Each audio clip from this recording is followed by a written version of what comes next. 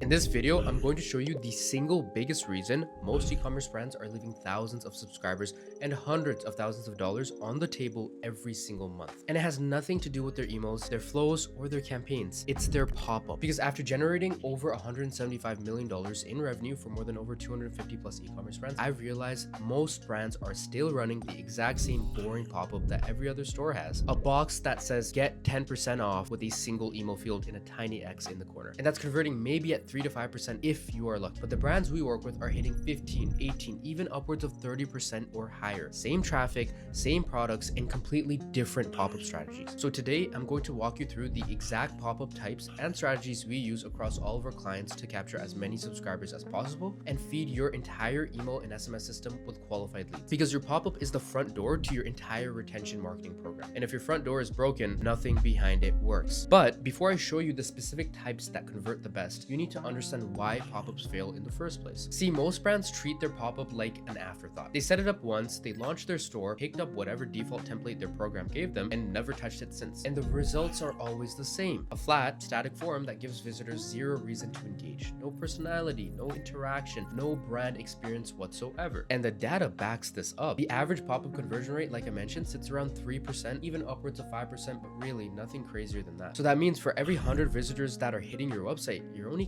capturing 3 to 5 emails. But here's the thing, the top 10% of pop-ups, they're converting at over 30 to 40%. That's not a small gap, that's a completely different business. And the reason the gap is so massive comes down to two things. One, the pop-up experience itself, how it looks, how it engages with the visitors, and whether it actually gives them a reason to care or not. Two, the timing and triggering, when it fires, who sees it, and how the steps are structured. Most brands get both of these wrong. So let me walk you through exactly how the high converting brands are doing this differently, starting with the pop-up types that actually work. Now, the biggest shifts we've seen in pop-up strategy over the last couple of years is gamification. Instead of asking someone to hand over their email for a generic discount, you make the experience interactive. You turn it into something the visitor actually wants to engage with, and the results speak for themselves. Gamified pop-ups convert at 10% and above on average, compared to the basic 3 to 5%. Some of the best ones we've seen hit upwards of 20 to 30% or even higher. So let me show you the exact pop-up types we use and recommend across all of our clients. All right, so I went ahead and put together this interactive way of seeing all the different types of pop-ups. We're going to be going over 5 different pop-ups that matter to me. And the fifth one's obviously going to be something more custom for you and your brand, but these are the ones hands down that we've been seeing and testing that have been working the best in terms of opt-in rate, right? That's the main thing that we're valuing here. If there's 100,000 people that come onto your site, we want to make sure that we're capturing at least 20,000 of them. And I know that's a major ask to say, but with these pop-ups, it's definitely possible. So the first one being a scratch of pop-up. It's very simple. You guys ever got a lottery ticket? You scratch it off, you'll get your reward. In this case, the discount is the reward. It's very interactive. It gives a sense of urgency for people to try it now, and it's ultimately very fun. So that's the first one. Second one being spin to win. This has been around for many, many years, right? Privy was, I believe, the first ones to do it, and there's a lot of platforms that do it. But still, this does enable a very high opt-in rate. At the end of the day, there's two things you also want to consider is since you're doing a lot of these gamifications, you could have people potentially leaving you fake emails, right? So the type of questions and the type of things required that are following this is just as important. The third being the slot machine. This is also a pretty cool one. I believe Aaliyah is rolling out very soon as well too. And I've seen it a lot of times in the past before. We personally don't use it because I think it's a bit too tacky. My personal one so far has been the scratch off because it's revealing that same offer all the time. And it's a fun, easy way for you to get into it. But these are different ones as well too. The fourth one being tumbling ball, but if you guys know it, it's Plinko, where basically you drop it and it will fall into the 20% one, but obviously all the time it's going to fall into it. These are all very fun, interactive ones that Aaliyah does.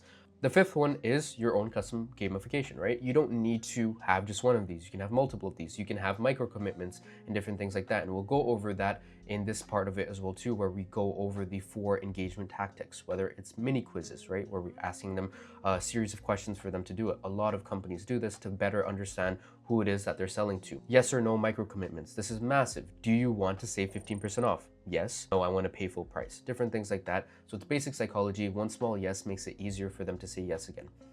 Next is the yes only commit.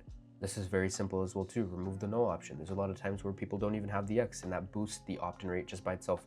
And like I just mentioned right there, instead of just having the no, you can have the X. So there's a lot of cool, fun ways. And even Aaliyah, I'll go ahead and I'll show you some of their pop-ups as you guys can see here. So we'll go through each one of their pop-ups here one by one, but Like I mentioned, this is a scratch off both on mobile, desktop, right? This is another one right here for Binoid. It's more of like that slot machine look. Comfort, massive, I believe 9-figure brand. They crush it, and they're using the mystery offer that we love and use for all of our brands. And we test this very often. And the whole point is you don't want to just use one of these. You want to test them, split test them, see which one works best for your brand. Because what's working for Comfort might not work for your brand. So I'll just zip through all these and you guys can go ahead and take a look at them. Plinko, like I showed right there. Mystery discount right here. Different sort of questionnaires and micro commitments, right? How spicy do you like it? Fire, hot, medium? It's fun, it's interactive, it's asking questions to get to know you as a customer better. Hot ones, very big brand, spin to win. Swipe here, so that same sort of look of the scratch off, but instead it's representing their actual custom branding. And this is what I mean when I say don't just use the basic generic ones. If that one works really well, get more custom. And yeah, some more to just sort of end off with it in terms of figuring out actual decisions from your customers, what their goals are, what they're looking for. But yeah, this is the way that you should be building pop-ups in 2026. Either way, that brings us to the strategy that actually makes all of this work, because you can have the best looking pop-up in the world, but if it fires at the wrong time, asks the wrong thing first, or never gets tested, it's still going to underperform. And this is where most brands completely drop the ball. So let me walk you through the 3 things that you need to get right behind the scenes. So when your pop-up fires, it matters just as much than what it looks like. And that's exactly what it means. You know, you can have the prettiest pop-up in the world, but if it sucks when it gets shown to your customers, meaning it's too early, too fast, it's gonna turn off the customers. So naturally, I put together another interactive tool for you guys to take a look at. It's very simple, right? Finding that sweet spot matters a lot. So if it's sub 5 seconds, it's not in the sweet spot. You're gonna have a very high bounce rate. By a bounce rate, I mean it's gonna show up on their page and immediately they're gonna X out and be like, hey, listen, I don't want to be looking at this. I don't even know who this brand is. I don't even know anything that they offer. I just got converted from their ad. So as you go up, the better it is. But then you also have to remember that the longer it is, the longer of the chance there is for people to just go ahead and close out go on with their lives, go on with their day. They don't want to stay on your website forever. So finding that sweet spot matters a lot. So usually for us, it's anywhere from 10 to 30 seconds. It's very dependent on the brand. And we also want to monitor other results outside of it, like your CVR, your conversion rate. If that goes down, then you have a very bad problem with your conversion rate, and you want to make sure that you're increasing the time delay so that way it's not making them bounce straight up. A quick note is also Aaliyah's smart triggering. They will go ahead and figure out when the right time it is for it to fire out for your customer based off hundreds, if not thousands of stores they work with, as well as real consumer data. So this is the first step that every brand should look at. It doesn't matter how good their pop-up is, it's the timing. The second step being the step order. So how do you want to go about asking this information? Do you want to ask for their email straight up and then give them that gamification, that spin to win, that scratch off? No, you want to do the inverse. You want to make sure that you make it fun for them first, and then you make it boring for them after by asking them. But still, at the end of the day, there should be an open loop for them to be happy, which is they get their discount code or they get their outcome. So in this case, you can have your gamification, then an email step, right? And if they do end up dropping off here and they don't want to put in their SMS, that's fine, because they're at least going to give us their email and we have no problem with them. And then we ask their SMS, and then we of course have a step where we give them the success, right? Sometimes you can do SMS first, you can do email after, depending on what you're actually aiming for. But all in all, you always want to have your gamification, your mini quiz, your interactive portion of it to be coming first. And now moving into the third section, which is testing. Just like any other platform out there, whether it be emails, whether it be meta ads, whether it be Google, whether it be anything like that, you need to always test. Whether it be creative testing, whether it be subject lines, whether it be preview lines, whether it be anything in this industry, just like pop-ups and everything like that, you need to test. With these pop-ups, we try to test at least once or twice per week. It's very simple, it's clear, and we want to test different things like headlines, offer amounts, gamification types, step orders, trigger timing, the button copy, right? And just to show you guys some examples on each one, you can go and pause, right? But these are the different options that we go ahead and test. These are our top performers that we like to test first. And from there, it's very simple. Once you go ahead and you split test them, you're able to see, hey, maybe without testing, we're getting a 3, 5%. We're not really figuring out exactly what it is. With A/B testing, we're getting upwards of 5.